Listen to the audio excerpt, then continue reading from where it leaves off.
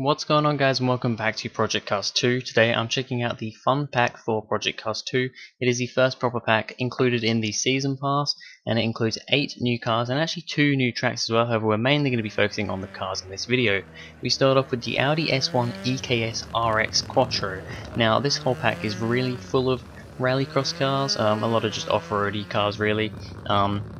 There are a couple of other ones in there, but we do start off with one of the rally cars, the Audi S1. Now this is a pretty cool, fun little car. It's really nice to chuck around. I mean, that's kind of what rallycross cars are anyway. I've never driven the Audi S1 rallycross car before. I've only kind of driven a standard Audi RS1. So to drive a rallycross version is pretty cool. What do you really expect? I probably won't have much to say about these cars. They are just, different variants of rallycross cars and some other little things. But altogether, I quite enjoyed throwing the Audi RS1 around the track. Next up, we have another Audi, the Audi Sport Quattro S1. This is a Group B rally car, and I think we've all seen this car, and probably if you play a lot of racing games, driven it before. I mean, it's in a lot of racing games, and it's pretty nice, of course. The crazy turbos of the Group B cars are amazing.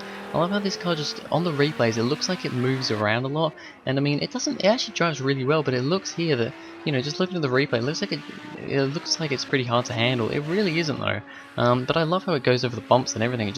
It's a really nice car, and I do like the Audi Quattro S1. Like I said, I have driven it in plenty of other games before, so there's not too much new there. Next up, we have the Citroen DS3 RX. Now this is another rallycross car along with the Audi S1, kind of in that same category, and it's once again another different car. I haven't driven a Citroen DS3 RX before, I don't think, so it's nice to have it in the game, I suppose. It is just once again another rallycross car. If you're into rallycross cars, this pack is really for you. I mean, for the price, I think it's about $14.95, I think, the pack.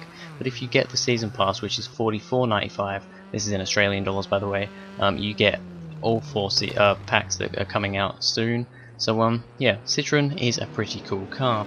Now we go on to the Ford Rocky Bronco. Now this is a really weird thing. It's kind of a wacky, this is a fun pack, so we want some fun, crazy cars.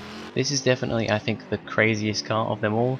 It's like an off-roading thing. I don't even know, it's just like a pure off-roader really. It's not the quickest thing in the world, however driving it around here is actually pretty nice. Now I'm actually driving on the one of the new tracks, which is the Catalunya-Barcelona Rallycross track.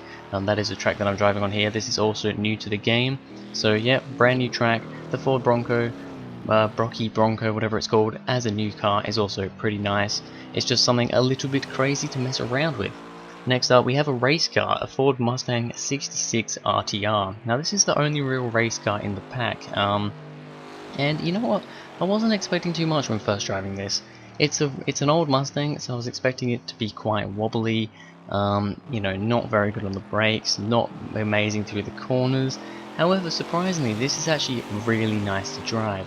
I don't know, it gets stopped pretty well. I mean, the brakes aren't amazing, but it gets stopped alright, all things considered. And altogether it accelerates really well, and it corners really well. And from an old classic Mustang, I really wasn't expecting that, so I'm actually really happy with this classic Mustang. Next up we have another Mustang, the Ford Mustang RTR Spec 5D. Now this is a drift car. And as you probably know, I can't really drift, especially with a wheel. I'm using my Logitech G29 wheel here, and I cannot drift for the life of me. So excuse the not so amazing gameplay in the background. I was trying to get it to drift around corners, but really I was just kind of, I don't know, it was a bit scary. I got a few little drifts. There's one that wasn't terrible, except I wiggled it a bit at the end. But yeah, this is a pretty cool car. It's another drift car type in the game. Personally, not really my cup of tea because they're so hard to drive, but still pretty cool. Next up, we have another Ford, the Ford RS200 Evolution. This is another Group B rally car. We actually get 3 Group B rally cars in this pack, and this is a really nice one. Now here I'm driving it around the second new track added to the game. This is Brands Hatch Rallycross, which I think is a really cool track. I didn't even know Brands Hatch had a rallycross track on it, but it does, and it's actually a really cool track. I think this is a historic track, I believe, so I don't think they use it anymore, but yeah, really cool track.